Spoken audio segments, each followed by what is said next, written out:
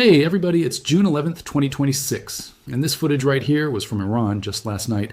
The guided missile destroyer USS Michael Murphy turned into the wind and started emptying her vertical launch cells. That's Tomahawk missiles, one after another, and I love sound effects if you couldn't tell.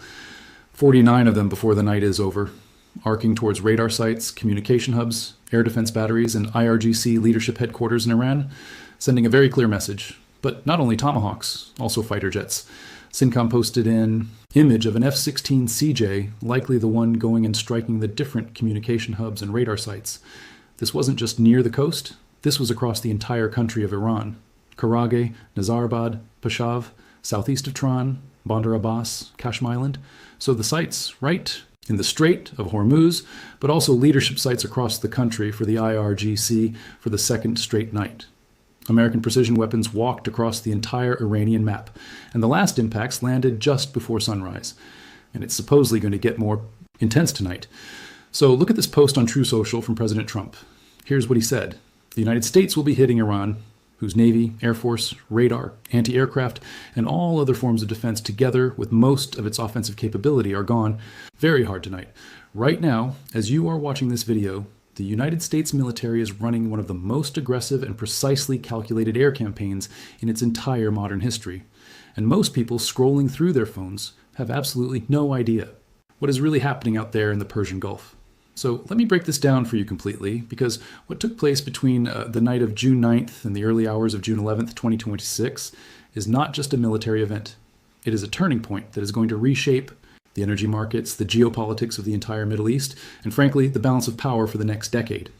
And at some point in the not too distant future, we will be taking Kharg Island. This is just wild. And other oil infrastructure points and assume total control of their oil and gas markets, much like we have with Venezuela, which is working out brilliantly for both Venezuela and the United States of America. Thank you for your attention to this matter, President Donald J. Trump. So what a wild announcement there that K Island will be being taken here shortly. And the IRGC is going to respond, as they do. They called it an evil move by the enemy. They put attack drones over the U.S. Fifth Fleet home port in Bahrain and the Ali Al Salm base in Kuwait. They threw a long-range missile at Azraq Air Base in Jordan, which houses the F-35s, so very important base there. And they promised that if America keeps this up, heavier responses are on the way.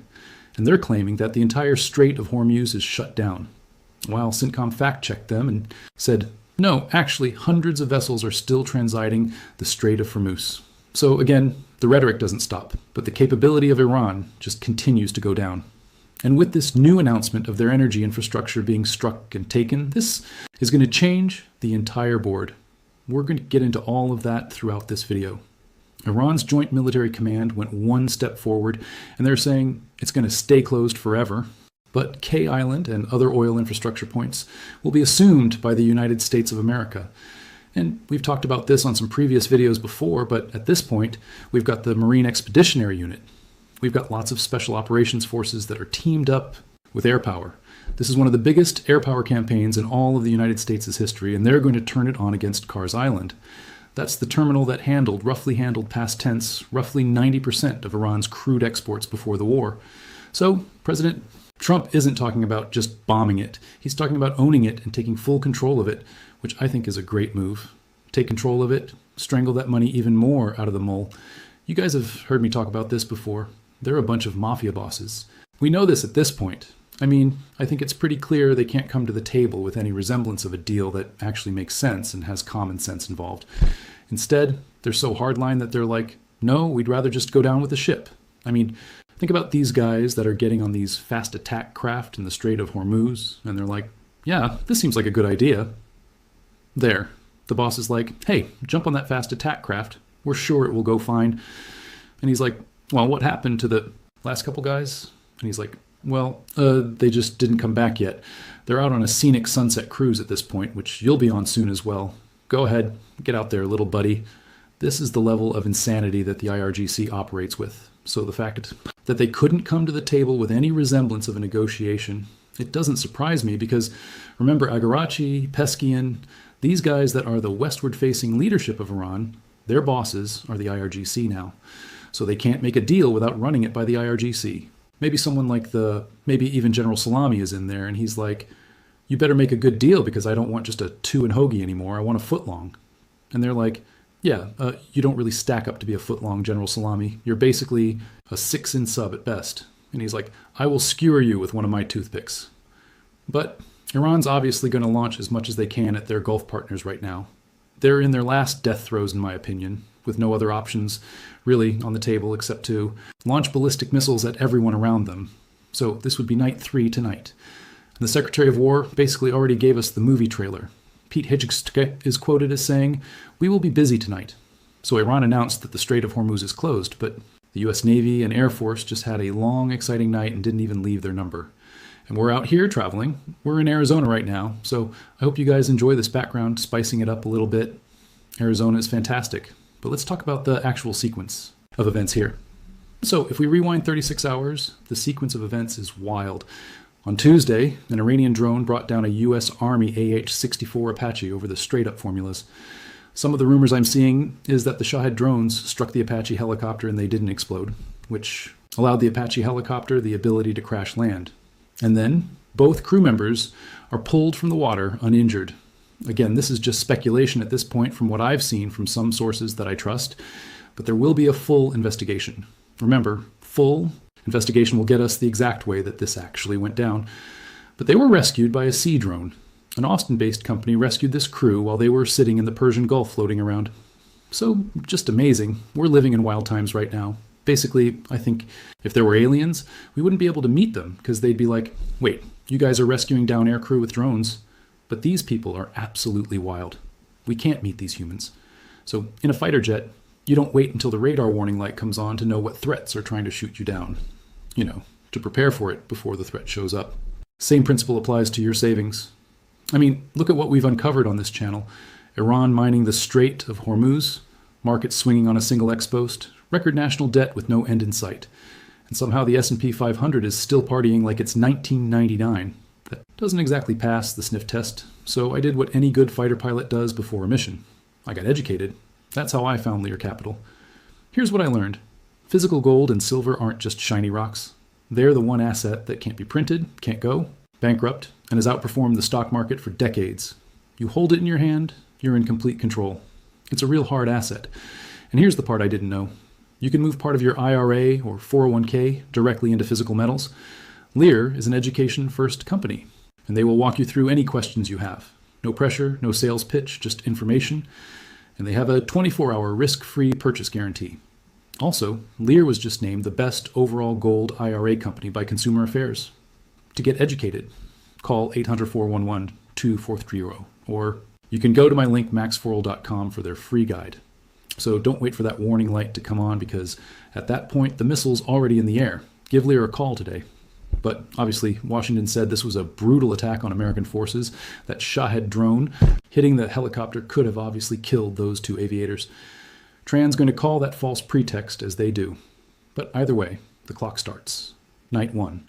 The U.S. answers. Precision munitions from Air Force and Navy fighters into Iranian air defense batteries, ground. Control stations and surveillance radar sites ringing across the Strait of Hormuz. Explosions heard everywhere. CENTCOM said the operation was a proportional response to the recent attacks on U.S. forces and international commercial ships that were transiting regional waters. Iran's reply came in 2 waves. As they do, the IRGC claims it struck 18 U.S. targets across Ali al-Asm and Aman al-Bajair in Kuwait and Shah Assad Air Base in Bahrain, and they sent drones into the 5th Fleet's anchorage. There is some footage circulating out there of showing some confirmation of the actual 5th Fleet headquarters actually being hit right now. And then they're also saying they hit an F-35, and they're saying it was either the hangar or the F-35. So again, spotty reports coming out of Iran, but they're not nothing. As we know, our boy Sun Tzu says, never underestimate the enemy. So they're going to lob everything they have. Their ballistic missile stockpiles at this point are down about 90%. So they are very low on those ballistic missiles, and they're going to ration them. So that's why we see them launching 10 or so at a time, waiting multiple days between the launches, trying to get their last vestiges of their missile programs ready to go. But then also today, it looks like another oil tanker, the MT Juvier, took 2 Hellfires to the engine room after the crew ignored repeated warnings. So not only is the U.S. stepping up these surgical deliberate strikes, they're stepping up the surgical deliberate way that the blockade is being enacted with the U.S. now looking to take over K Island, which is just wild. And this will be a big turning point when the Muellers realize that, yeah, it's permanent now that your money, your $500 million a day, is being bled out of your country because you couldn't come to the table with anything that resembled common sense. I mean, they're basically responsible for their own destiny at this point, and I think it's becoming pretty clear. But how do you run 2 straight nights of strikes across a country at an enemy that actually shoots back? How do you do that? Because the tactical problem here is huge. And from my seat, I want to give you some insider information. So we're about 100 days into the war, and Iran's still putting drones over countries at night, ballistic missiles. But they're doing it in a less way than we saw them do it before.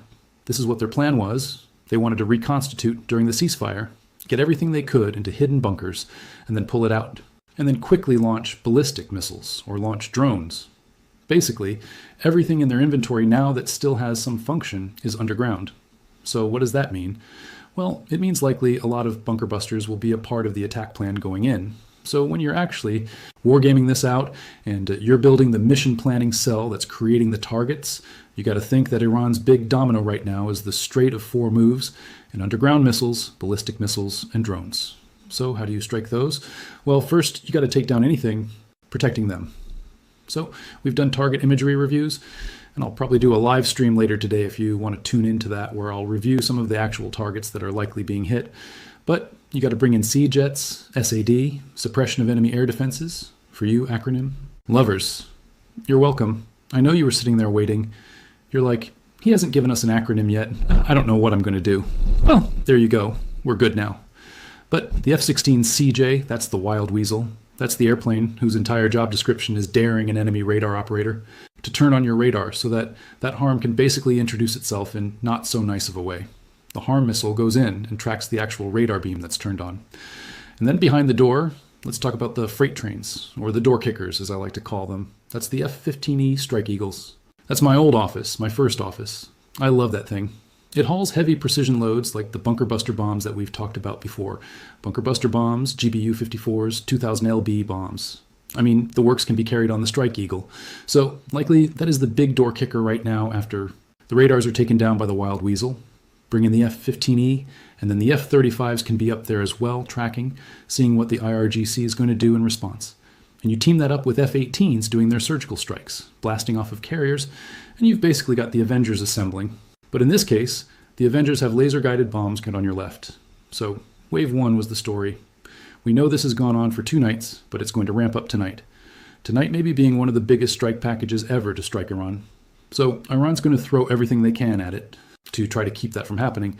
But even though they've been reconstituting through this ceasefire, potentially upgrading their surface-to-air missiles, their man pads, the U.S. military has been doing the exact same things in war rooms across the Pentagon. Likely every mission planning cell is determining how to protect our fighter jets, how to keep jets from getting shot down by maybe some advanced technology that may have come in from China when they flew those 15 cargo flights into Iran prior to the war kicking off.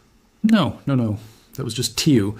They were just bringing in amazing trinkets because Majaba Kimameni, he just loves his little trinkets. Or maybe they were bringing in cardboard boxes to give Majaba Kimeni a body at this point. But the IRGC is actually running the country right now, and their whole goal is to stay as hardlined as possible. If you read their strategy, straight up, they're basically saying they won't fold at all from the demands that they made early on. They want full war reparations. They want Americans to leave the entire region.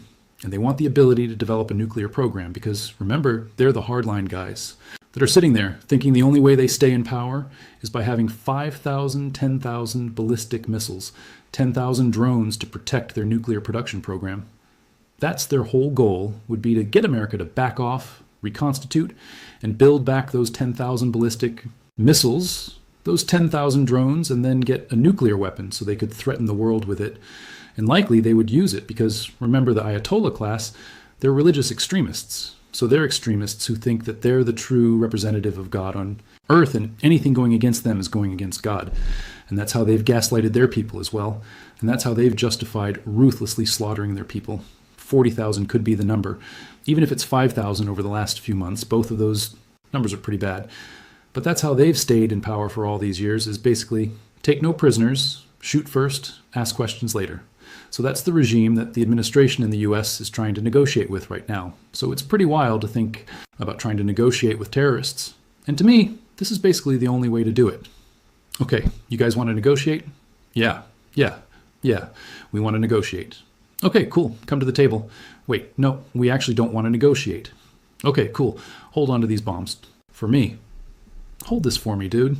That's basically the only way you can do that. You go back in, you strike, you see if they'll come back to the table, you give them an off-ramp. And this is from The Art of War from Sun Tzu. Sun Tzu says, give your enemy an off-ramp and an ability to save face. So that's what we're seeing the administration do right now is, okay, come to the table, we'll give you an option. Nope, not going to do that. Well, okay, cool. Then we're going to go ahead and crush you. And speaking of that, some things that I cover on Pepperbox are actually some strike footage that I can't show you here. So if you want to see me break down actual legitimate strike footage from the narco boats, even strikes going on in Iran, pop over to Pepperbox. I'll put a link in the description for that. I think you'll really enjoy it. Because on Pepperbox, I basically can take the gloves off and talk about whatever, so that link's in the description if you want to check that out. But that brings us to the 40 chess strategic analysis section. So what is Tron actually looking for? Well, they're not really looking for victory in the way that we would think of victory. They're looking to hold on to their fiefdom. That's the whole goal of the IRGC. If they can hold on to their FFTdom, what that means to them is they can slowly develop the uranium behind the scenes and basically build that program that they say is civilian in nature. And then one day we all wake up and Iran has a nuclear weapon and they're using it to threaten the world and get what they want. And then they really know that that will keep their hardline murderous regime in power. And that's their ultimate goal, is to do that. So these strikes are basically coming in and showing Iran that the US is serious. And if they want to come to the table, maybe preserve some resemblance of the regime, they might be able to take this off-ramp. But I don't know about you, it just looks like to me that now with K Island potentially being taken, we're looking at a point where Iran won't be able to threaten the world energy markets anymore. So that's going to take a big load off, and it might even bring in some European partners because Europe has kind of cozied up to Iran because of the energy deals. Remember, the UK skims a little bit of money off of every barrel that comes out of the Strait of Hormuz. So they have basically a sweetheart deal with the world and with Iran to take a little bit of a premium with the Brent crude futures trading that they're able to skim that money off of. So now if the US is in control of most of that, we might see Europe actually kind of come back into the fold and be more of an ally to the US. So lots of 4D chess moving parts here. What do you guys think happens? Let me know in the comments below. Would love to hear what you think. What do you think happens in these massive strikes that are going to take place tonight? Let me know in the comments below. Let's start with the trigger. On Tuesday, June 10th, an Iranian Shahed drone brought down a United States Army AH-64 Apache helicopter over the Strait of Hormuz. Both crew members were pulled from the water alive, rescued remarkably by an autonomous sea drone operated by an Austin-based company. That alone should tell you we are living in a completely different era of warfare. But that Apache going down was the match that lit the fuse, because Washington's response didn't take days. It didn't take weeks of diplomatic back and forth. It took hours. And when it came from every direction at once. U.S. Central Command confirmed its forces, launched strikes targeting Iranian military surveillance capabilities, communication systems, and air defense sites spread across the entirety of Iran, not just near the coastline, not just near the Strait of Hormuz, but deep into the country. Kharg, Nazarabad, Bandar Abbas, Keshem Island, areas southeast of Tehran. The strike packages covered the entire Iranian map from north to south. According to reports, 49 Tomahawk cruise missiles were used, with some hitting targets as close as 40 miles from the capital, Tehran itself. Think about that number for a second. 49 Tomahawks in a single night, arcing through Iranian airspace, systematically dismantling the radar systems, the communication hubs, the command and control nodes, everything Iran uses to see what's coming and respond to it. The US didn't just strike Iran, it effectively blinded Iran. The aircraft used in this campaign tells you everything you need to know about how serious this operation is. The F-16CJ Wild Weasel, an aircraft whose entire job description is daring enemy radar operators to turn their systems on, so that a HARM missile can trace that radar beam straight back to the source and eliminate it, was confirmed leading the suppression of enemy air defense missions. Behind it came the heavy hitters, F-15E Strike Eagles, the platform built to carry precision bunker-busting munitions deep into hardened underground facilities, and then FA-18s launching off carrier decks, F-35s overhead, managing the battlefield picture in real time. This was not a reactive slap. This was a methodically planned, multi-layered strike package that had clearly been war-gamed and rehearsed long before that Apache ever went down. The helicopter was the justification, not the reason. Iran's IRGC retaliated in 2 waves, claiming strikes against U.S. military installations in Kuwait's Ali al-Salem Air Base, Bahrain's Sheikh Issa Air Base, and a long-range missile directed at Zarqa Air Base in Jordan, which houses F-35 aircraft. However, a U.S. official confirmed to Reuters that nearly all Iranian missiles and drones were intercepted, with no reported casualties or confirmed damage to U.S. facilities. Jordan and Kuwait both confirmed their own air defense systems successfully engaged the incoming threats. Iran fired everything it had in retaliation, and the overwhelming majority of it was swatted out of the sky before it ever reached its target.